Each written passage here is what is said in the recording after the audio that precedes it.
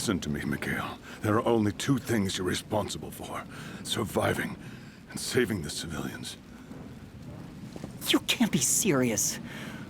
I only enlisted so I could pilot a Wanzer. All right, finally!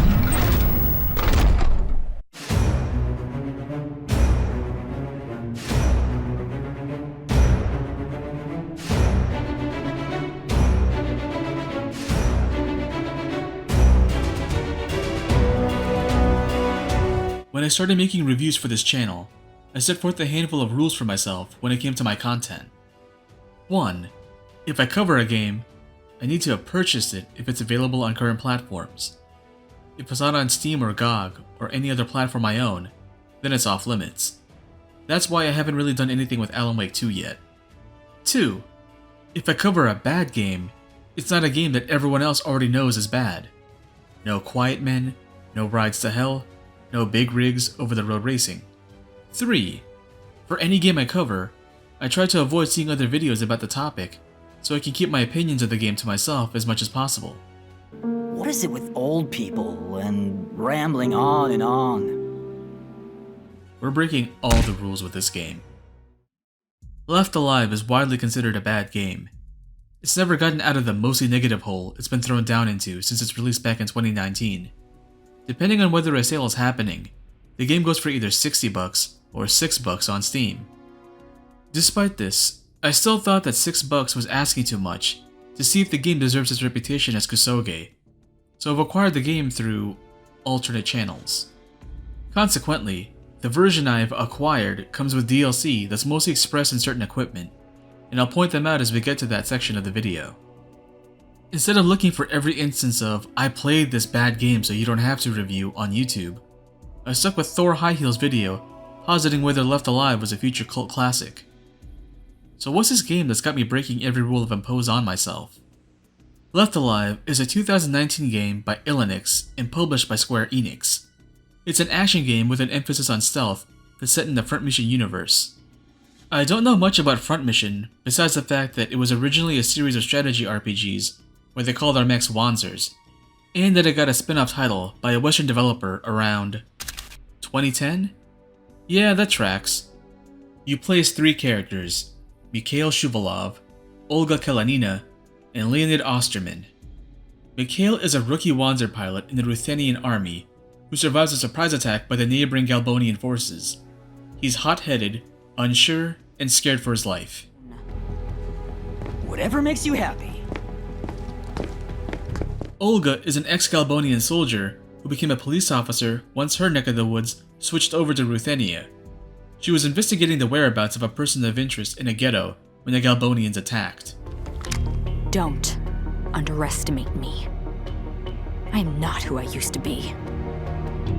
Leonid Osterman was part of the Ruthenian Liberation Front until he assassinated the founder and was executed for treason. Except he was never executed and is now on the run to find the guy he was accused of killing.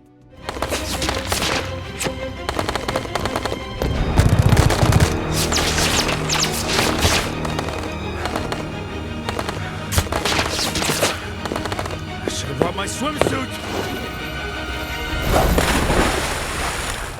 As you go through the campaign, you switch control between each of these protags. You spend the most time with Mikhail and Olga, but once Leonid enters the spotlight, the plot and gameplay really start to flesh out. So let's talk about that gameplay. I'm gonna pull the same excuse out of my ass I always do whenever I start getting high concept about stuff. I have no background in game design. I say words about games and hope to God it makes sense to my audience. So here goes. I've heard of describing game design as writing a sentence, and the things you can do in games, the mechanics, are verbs. What you can do in a game defines what type of game you're playing. What do you do in an FPS? I shoot. What do you do in a platformer? I climb. What do you do in a racing game? I drive. Certain games share verbs that other games won't necessarily have. This is how we get genres.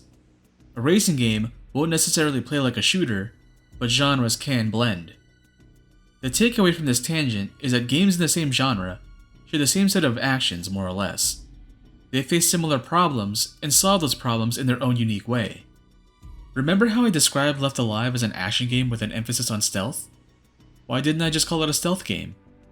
Because although the game expects you to rely on stealth to progress, it doesn't provide you the same tools that other stealth games would offer to overcome its challenges.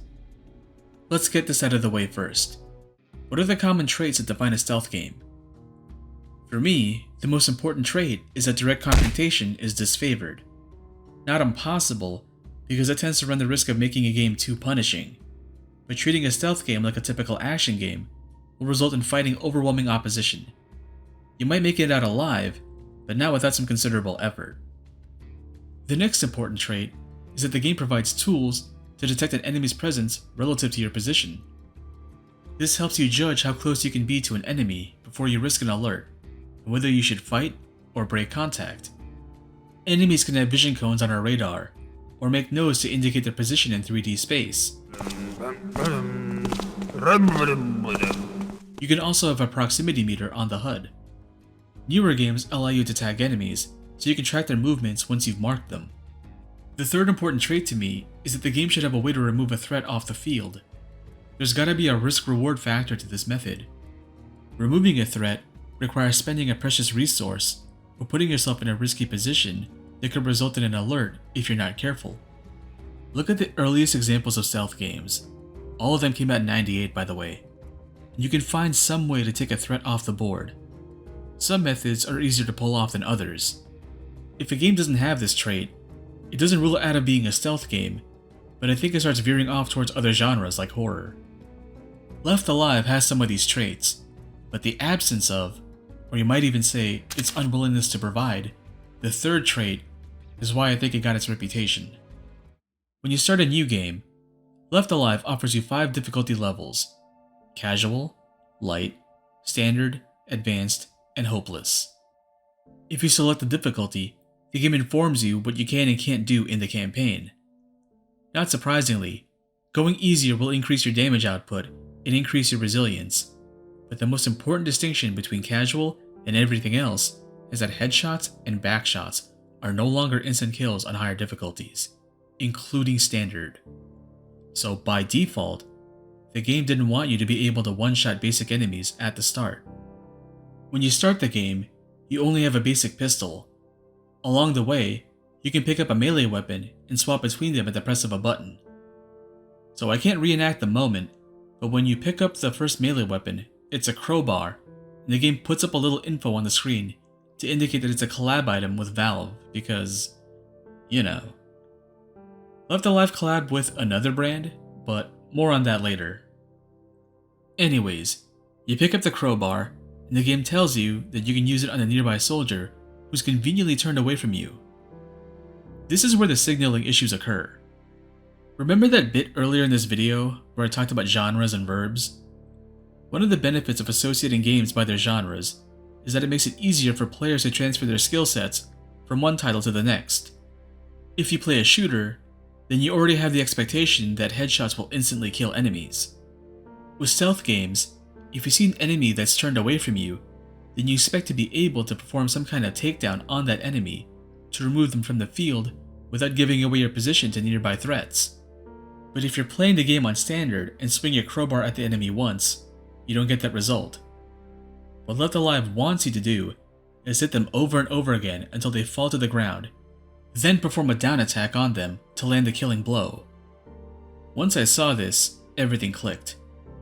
This isn't a stealth game kill, it's a survival horror kill. I'm of the belief that a game's mechanics are meant to convey its themes. So what is Left Alive trying to convey with this mechanic? War is hell, and making it out of a war zone is akin to making it out of Silent Hill? Once I framed the game through a survival horror lens, a lot of design decisions made sense to me. Melee weapons have durability, so you have to be on the hunt to find new weapons once you've broken yours. Here's a pro tip. Instead of wasting all the durability of your melee weapon on a single enemy, knock them on the ground by sliding into them, and then do a down attack to kill them. You have a weight limit to your inventory, so you have to be careful about selecting which weapons you want to carry, as well as other items in your stock. You can increase your weight limit by finding backpacks. For some reason, Left Alive collabed with World of Tanks, and every backpack I found had a World of Tanks logo on it. Seeing this during cutscenes killed the tension in some moments. Still, it's at least more immersive than the World of Tanks art that got plastered all over the environment. Makes the game feel like I'm playing a Chinese knockoff of another game while it uses my rig for background mining. You can scavenge ammo and items from enemies and containers and use the items for crafting. You can craft stuff like IEDs, Molotovs, and sentry guns. No crafted item outright kills enemies, but they provide distractions while you pick them off or escape. Lest we forget, this game is set in Front Mission's world, which means Wanzers factor into the gameplay. At certain points, you can pilot unoccupied Wanzers, and the game's controls and camera angle shifts. Just like an Armored Core, you fire your arm-mounted weapons with the triggers, and the shoulder-mounted weapons with the shoulder buttons. You can do a quick dash to avoid enemy attacks, and a roller dash to zip along the map faster. You would think that the Wanzer set pieces would be the high point of the game with the sweeping music, but it can be a crapshoot. You don't get much time to practice once you're in a Wanzer, and you have to learn the nuances of each weapon on the fly. Some guns require you to plant yourself or scope in before firing, which can make you a sitting duck. You can use a roller dash to charge into other Wanzers and deal additional damage with swords or pile bunkers. If you've ever done the Rex vs. Ray fight in Metal Gear Solid 4, it's a lot like that, and how jarring it feels to switch to a new control scheme. And it feels like that every time you get in the Wanzer, because you never have enough trigger time to acclimate. When you're on foot, Wanzers and tanks are the biggest threats on the map, and the greatest deterrents against going full Rambo on the Garmoniyans. Small arms won't even make them blush. You won't be able to deal with them until mid-game, when you find heavy weapons that you can use against their weak points. Most of the time you spend on foot has you going from one story beat to the next, while avoiding or minimizing detection from the enemy. You may run into civilians on the map, and you can choose to rescue them or leave them to their fate. Rescuing civvies becomes the main side quest for the entire campaign, and the game keeps track of who you rescued and shows you the results in the credits. Civvies are like ghosts in that they got unfinished business on the battlefield, and you have to help them sort their business before they can move on. Sometimes, you just need to clear a speech check to help them, but make sure you save before committing to a choice. There's no reason to die. Stop being stupid. You're right. There's no reason to do anything anymore. Even live.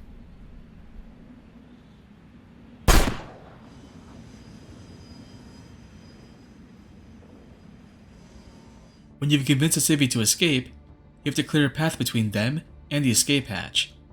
Each civvy has a set path they'll follow that you can't adjust.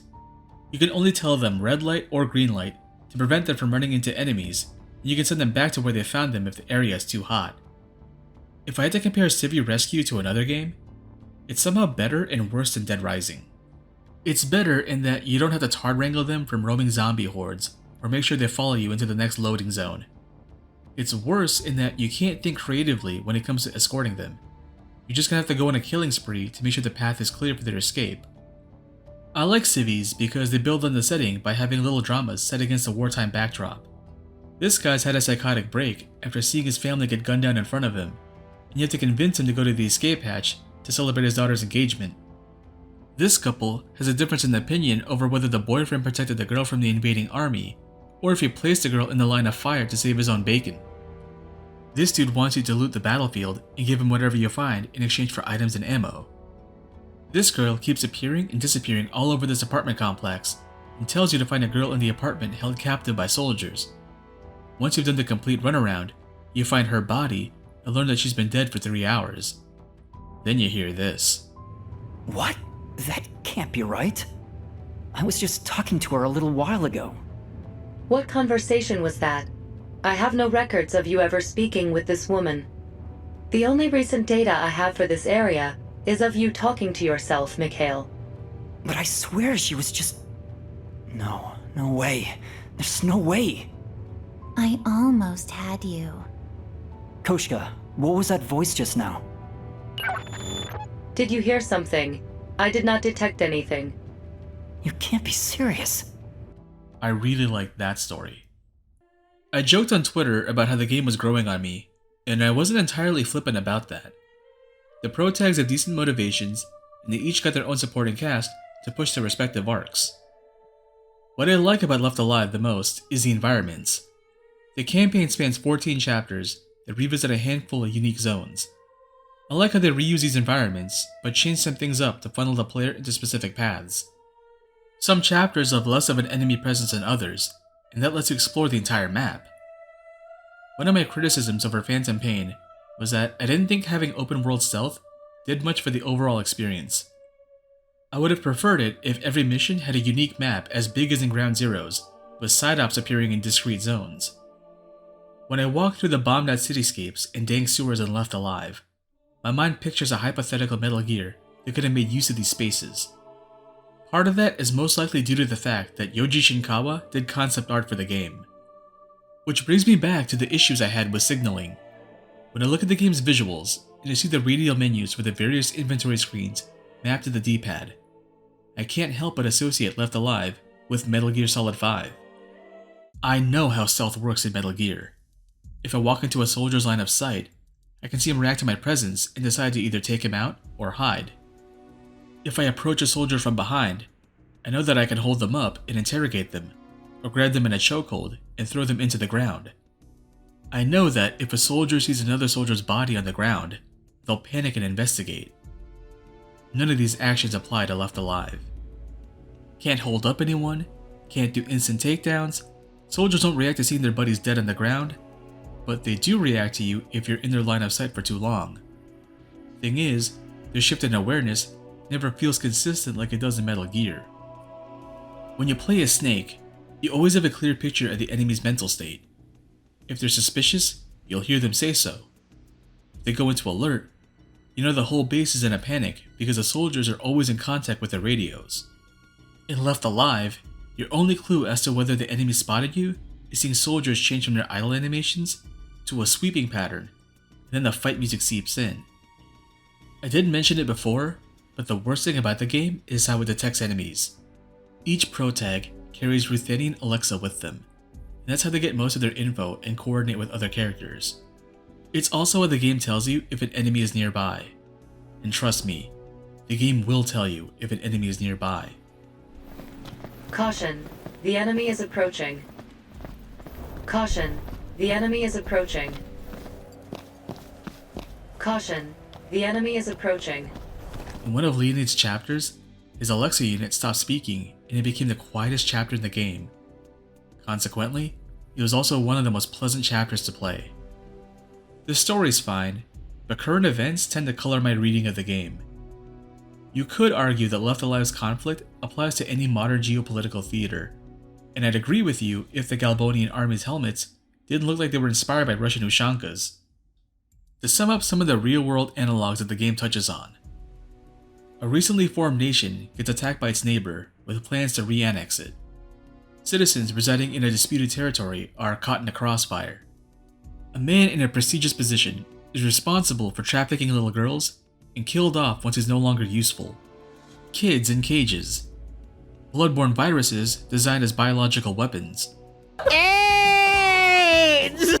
Americans inserting themselves into foreign territories under the auspices of investigating the illegal manufacture of weapons of mass destruction. This game's tackling a lot of sensitive topics that have become surprisingly relevant as of late. Someone who knows more about world politics could probably get a lot out of the game that I couldn't. I'm more hung up on how the endgame throws away the survival horror inspiration and becomes a bog-standard action game. Once you get a really powerful weapon like the shotgun, you can do all those things I said you couldn't do before. Get up close to an unsuspecting soldier with a shotgun and watch him ragdoll in slow motion as you pull the trigger once. It's so cathartic considering how long it took to reach this moment. Does this make the game better? No, not really. At this point, you get beefier soldiers who like to send out these roller drones that are the worst enemies in the game. You could be doing perfectly fine against a squad of soldiers, and they get blindsided by these little fuckers in their shock attack.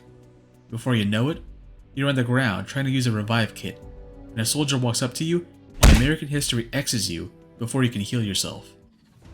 The last 3 chapters are absolute ballbusters. I think Olga got done the dirtiest because she's the only protag who doesn't get to pilot a Wanzer. Her last mission gives you a side op to kill every soldier guarding a Wanzer on the map, but you can never use the Wanzers in her chapter. At this point, you've already made the mental connection that clearing out enemy outposts with Wanzers will reward you with a chance to pilot that Wanzer. Your only clue to know that Olga won't pilot one there's a voice clip discouraging her from doing so, and it doesn't come off as being so sure about it. Lucky for Mikhail, he gets to reap the benefits of Olga's hard work. But even his mission can suck, because you finally get to face your rival, who's been hounding you since the first chapter. The Wanzer you have to pilot in the fight isn't very good. You gotta time it right to land railgun shots on the rival, and you just have to lay into him to finish the fight. I would have liked it to be a proper duel. Leonid is only slightly better than Mikhail because he actually gets to kill the guy he was accused of assassinating before.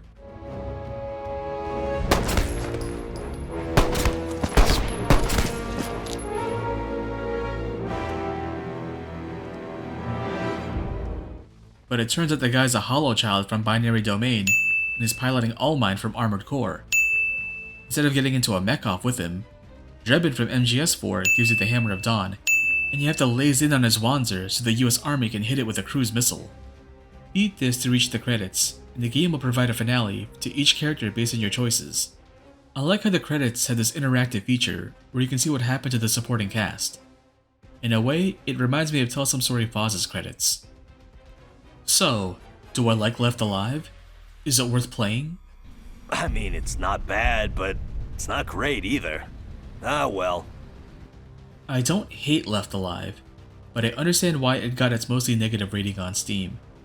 I bet if you play the game on casual, it would be a perfectly fine experience as it makes headshots and backshots lethal. I've seen a positive review call the game misunderstood and harshly judged by people who barely put any time into it. And I agree, but I don't put the blame on players for having those impressions. Like I said before, if you come to a game based on your preference for its genre, and you end up finding out that it doesn't have the tools you'd expect to have from other games in that genre, you would also come away thinking it's a bad example of the genre. I don't think Left Alive is a bad game, but I do think it's bad at being a stealth game.